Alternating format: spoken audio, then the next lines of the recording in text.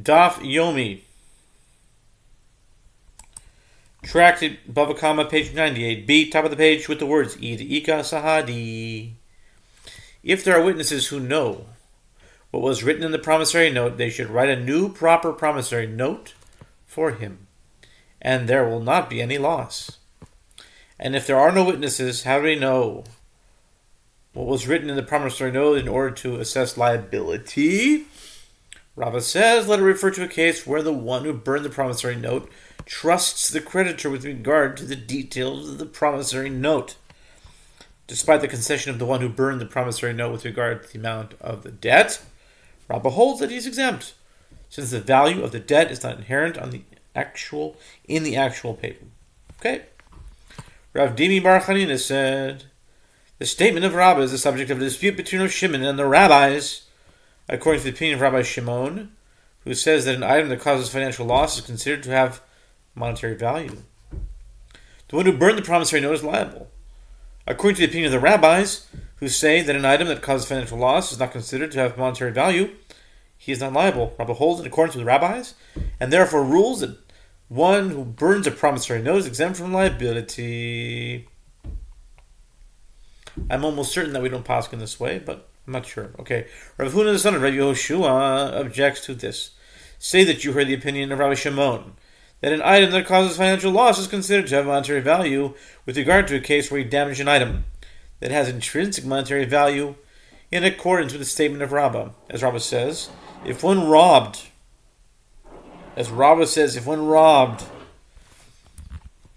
another leavened bread before Passover, and another came and burned it during the festival of Passover, when the leavened bread had already become forbidden, the one who burned it is exempt from paying the robber, since all are commanded to destroy the leavened bread. And he therefore performed a mitzvah. If he burned it after Passover, that is a matter of dispute between Rabbi Shimon and the rabbis. Rabbi Huna, the son of Rabbi Yehoshua, explains, according to the opinion of Rabbi Shimon, who says that an item that causes financial loss is considered to have monetary value, the one who burned it is liable, and he must pay the robber, although it is prohibited to derive benefit from leavened bread. The robber could have returned it to the victim and been exempt from liability. Now that it has been burned, the robber will have to pay the monetary value of leavened bread at the time of the theft. According to the opinion of the rabbis, who say that an item that causes financial loss is not considered to have monetary value, he is exempt. But with regard to an item such as a promissory note, which has no intrinsic monetary value, do we say that in Rabbi Shimon's opinion, it too is considered to have monetary value? The Gemara cites a ruling for the case of one who burns a promissory note of another. Amemar said,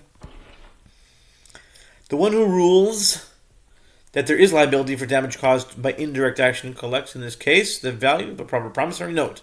In other words, the amount of the debt from the one who burned the promissory note. The one who rules that there is no liability for damage caused by indirect action collects, in this case, merely the value of the paper. The Gemara relates that there was an incident like this one, and Rafram, I wonder who this Rafram is. I wonder if this is not Rafram Bar Papa. It just says Rafram. It's a good question. And Rafram forced Rav Ashi, who had burned a document in his youth, to pay damages. And he collected payment, in this case, as if he had damaged a beam used for crafting a sculpture. In other words, he paid him the value of the debt listed in the promissory note. The Mishnah teaches that if one robbed another of leavened bread and Passover lapsed over it, and it is therefore prohibited to derive benefit from it, the robber says to the victim, that which is yours is before you. The Gemara asks, who is the Tana that taught that with regard to items from which benefit is forbidden, one says, that which is yours is before you? Rav Chizda said, it is the opinion of Rabbi Yaakov, as he taught in the Braita to Sefta 5:4. If there was an axe that killed a person and is consequently liable to be stoned, and before the court sentenced it, the owner sold the ox, the sale is valid. If he consecrated it, the consecration is valid. If he slaughtered it, its flesh is permitted. If a bailee returned it to its owner, it is returned. The Braita continues, by contrast, from when it was sentenced to be stoned, it was prohibited to derive benefit from it. And if the owner sold it, the sale is not valid. If he consecrated it, the consecration is not valid. If he slaughtered it, its flesh is forbidden. If a bailee returned it to its owner, it is not returned. As once it is prohibited to derive benefit from it, the ox is worthless. Rabbi Yaakov says, even after it was sentenced, if a bailee returned it to its owner, it is returned. Rav Chisda completes his analysis. What is it not that they disagree about this issue? Rabbi Yaakov holds that with regard to items from which benefit is forbidden, one can say, that which is yours is before you. Harei shelcha lefanecha.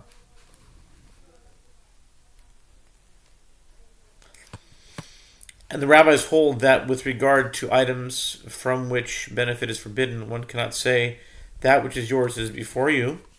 Rabbah said to him in response, no, it may be that everyone agrees that with regard to items from which benefit is forbidden, one can say, that which is yours is before you, and the ruling of the Mishnah is also in accordance with the opinion of the rabbis. As if so, meaning if it were true that the dispute in the Braita between the rabbis and Rabbi Yaakov concerns the general question of returning an item from which benefit is forbidden, they should disagree with regard to the case of leavened bread on Passover and whether it can be returned as is, since this is a clear case of an item from which benefit is forbidden. Rather, Rabbah said here in the Braita, they disagree with regard to a different issue. Can an ox be sentenced in its absence? Rabbah explains the dispute. The rabbis hold that an ox may not be sentenced in its absence, and therefore the bailee is liable to pay. The reason is that when the ox is returned, after its sentencing, the owner may say to the bailee, had you brought the ox to me before sentencing, I would have chased it away into the marsh, preventing the sentencing from taking place.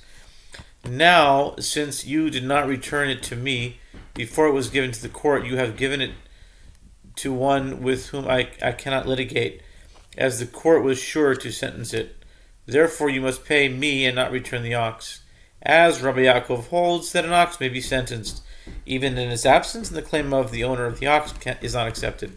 The reason is, the bailee may say to the owner in response, what did I do to the ox? Ultimately, it would have been sentenced in its absence and rendered forbidden. The Gemara relates an incident, Rav Chisda, who stated that the Mishnah is in accordance with the opinion of Rabbi Yaakov, and not the rabbis, found Rabba bar Shmuel and said to him, did you learn anything with regard to the halachot of returning stolen items from which benefit is forbidden? Rabba bar Shmuel said to him, yes, we learned in a Braita. The verse states, then it shall be, if he has sinned and is guilty, that he shall restore the item that he had robbed. Leviticus 5:23. What is the meaning when the verse states that he robbed? It means that the robber must return the same item that he robbed. Must return the same item that he robbed.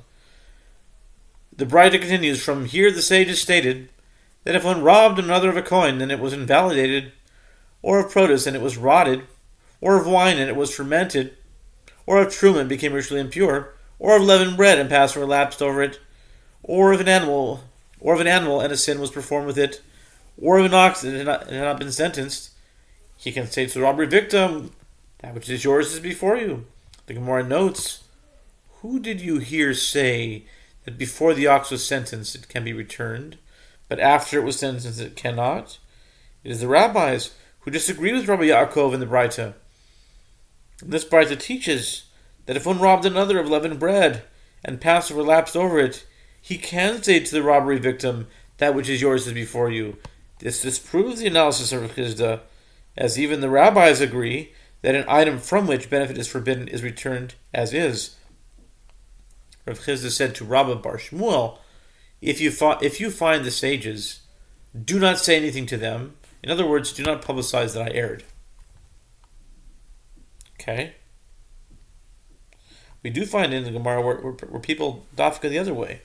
believe it was Arabin somewhere at the end, 54 maybe, where Rava said, publicize my mistake. Okay. All right, difference of opinion. Okay. The Gemara discussed the Brida, which states that if one robbed another of produce and it rotted, he can say to the robbery victim, that which is yours is before you. The Gemara asks, but didn't we learn in the Mishnah 96b that if one robbed another of produce and it rotted, he pays compensation according to the value of the stolen item at the time of the robbery? Rav Papa said here, the Mishnah is referring to a case where the stolen produce all rotted, which constitutes a significant change. The robber acquires the produce and must pay what its value was at the time of the robbery. There, the Bride is referring to a case where part of the stolen produce rotted. In such a case, the robber may return and say, that which is yours is before you. New Mishnah. See, we're on time here. Nice. If one gave items to craftsmen to fix, and they damaged them, the craftsmen are liable to pay for the damage. For example, if one gave one a chest, a box, or a cabinet to a carpenter to fix, and he damaged it, he's liable to pay. And a builder who committed to demolish a wall, and while demolishing it he broke the stones, or who damaged them, is liable to pay. If he was demolishing on this side of the wall, and the wall fell from the other side and caused damage, he's exempt from liability. But if a stone fell and caused damage due to the force of the blow, he is liable. Gemara. Oh, I'm making good on time here. I think we can do it. The Mishnah teaches that if one gave a carpenter a chest, a box, or cabinet to fix, and he damaged it, the carpenter is liable to pay for the damage. Rav Asi says, the sages taught that a carpenter is liable to pay damages only in the case where one gave the carpenter a chest, a box, or a cabinet to drive a nail into them. In other words, he gave the carpenter complete vessels to repair, and he drove the nail into them and broke them. But if one gave wood to a carpenter to build a chest, a box, or a cabinet, and he built a chest, a box, or a cabinet from the wood, and before giving it to the owner, the carpenter broke them, he is exempt from paying the damage caused to the vessels, and must only pay the damage caused to the wood. What is the reason for this? It is because a craftsman acquires ownership rights through the enhancement of the vessel. The craftsman is considered to have, I'm not sure we would possibly like this either, but in any case, the craftsman is considered to have acquired the vessel through his work, which enhances its value, and it remains in his possession until he returns it to the owners. Consequently, if he damages the vessel in any way, he is damaging his own item, and must return only the value of the raw materials to the owners. Interesting case in point. The Gemara attempts to contradict Rav Asi's statement. We learned in the Mishnah that if one gave items to craftsmen to fix and they damaged them, they are liable to pay for the damage. What, is it not referring to a case where he gave them wood and they nevertheless paid the owner the value of the vessel? The Gemara responds, no. It is referring to a case where he gave them a chest and a box or a cabinet to repair. The Gemara asks, but from the fact that the latter clause of the Mishnah teaches about a chest, a box, or a cabinet, it may be inferred that the first clause of the Mishnah is referring to wood. The sages say in response, the latter clause is explaining the first clause. After stating the craftsmen are liable to pay damages, the Mishnah explains, in what case is it so that if one gave items to craftsmen to fix and they damaged them, they are liable to pay? It is with regard to a case where one gave the carpenter a chest, a box, or a cabinet. The Gemara notes. Let's see how we are in time here. The Gemara notes, and so it is reasonable to say that the latter clause of the Mishnah teaches, in what case the first clause deems them liable. As if it enters your mind to think that the first clause is referring to a case where he gave wood, one could ask now that the Mishnah told us that if one gave wood, the craftsman is liable to pay the value of the vessel, and we do not say that a craftsman acquires ownership rights to the enhancement of vessels. It is necessary to tell us that if one gave chest, a box, or a cabinet, a craftsman is liable to pay damages. The Gemara diminishes this proof.